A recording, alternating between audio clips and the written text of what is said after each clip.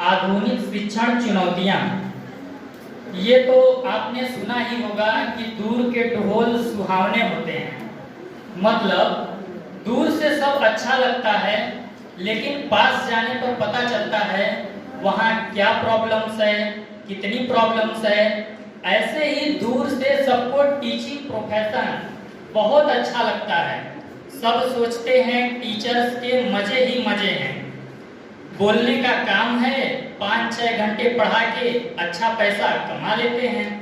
ऊपर से हर फेस्टिवल पे छुट्टी भी मिल जाता है। लेकिन कोई ये नहीं सोचता कि वो 5-6 घंटा पढ़ाने के लिए उन्हें कितना प्रिपरेशन करना पड़ता है।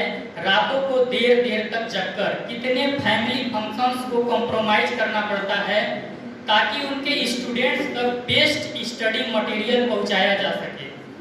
तो आज हम बात करेंगे आज के टाइम में टीचर्स के सामने कौन कौन से मेजर टीचिंग रिलेटेड चैलेंजेस आते हैं और उनका क्या सॉल्यूशन हो सकता है। तो जो पहला टीचिंग रिलेटेड चैलेंजेस है वो क्या है? Make students self motivated and self directed. छात्रों को आत्म प्रेरित कर पाना और आत्मनिर्देशित बना पाना। टीचर के सामने एक चैलेंज ये आता है कि कैसे वो अपने स्टूडेंट को इस तरह से तैयार करे कि वो अपने डिसीजन खुद से ले सके, हमेशा मोटिवेटेड रहे और अपने गोल्स को अचीव करने के लिए वो एक्टिव रहे और जो उसका स्ट्रेस है वो कम हो और पढ़ाई के प्रति जो उसका इंटरेस्ट है वो बढ़ता रहे।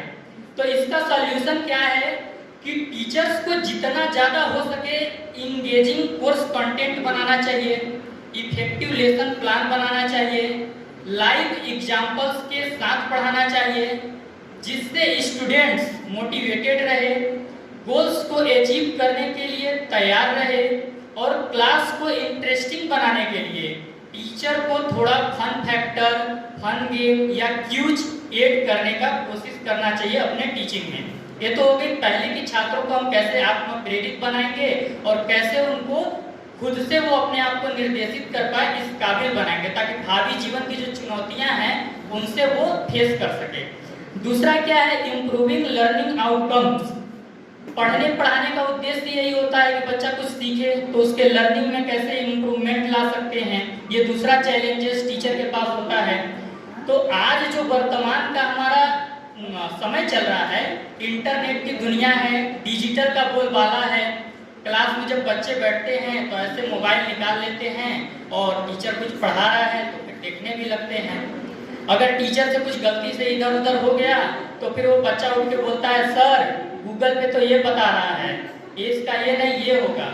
तो आज शिक्षक के पास बहुत बड़ा चुनौती है। मतलब जो एक शिक्षक है वो उसका क्लास में फैक्ट और नॉलेज से सिर्फ काम नहीं चलने वाला है। वन वे कम्युनिकेशन नहीं चलेगा, डेमोक्रेटिक कम्युनिकेशन को क्लास में इम्प्लीमेंट करना पड़ेगा कि छात्रों का भी सुनेंगे और अपना तो हम बताएंगे ही, क्योंकि छात्रों के लिए तो सारा व्यवस्था करके रखा गया है। शिक्षक को बच्चों के समक्ष मालिक या तानाशाह बनना नहीं चाहिए। उसे बच्चों से फ्रेंडली रहना होगा। उसे बच्चों को शिक्षक है बच्चों को वो कहानी, कविता, चुटकुले, अनुभव के माध्यम से पढ़ाना होगा। जैसे अगर हम एक एग्जाम्पल ले लें, अगर हमें बच्चों को गरीबी के बारे में पढ़ाना है तो गरीबी के बारे में थ्योरेटिकल बातें यदि हम उसको बता देते हैं तो काम नहीं चलने वाला है। गरीबी से संबंधित बच्चों को फिल्म दिखाया जा सकता है। बच्चों की उंगलियों को पकड़कर उसे एक गरीब इलाके में ले जाकर भ्रमण कराया जा सकता है। और जब बच्चे गरीब इलाके में जाकर भ्रमण करेंगे तो उनको कुछ ना कुछ तो एक्सपीरियंस, अनुभव गेन होगा ही और उस अनुभव से वो नॉलेज को कंस्ट्रक्ट करने में कैपेबल होगा। तो आज शिक्षकों को इन सभी रणनीतियों के द्वारा क्लास में पढ़ाने की जरूरत है। अगर इन सभी चीजों का क्लास में इम्प्लीमेंटेशन सही तरीके से किया जाएगा तो मैं ये दावे के साथ कह सकता हूँ कि भारत की जो शिक्षा प्रणाली है उसमें क्रांतिकारी परिवर्तन हमको देखने को मिलेगा।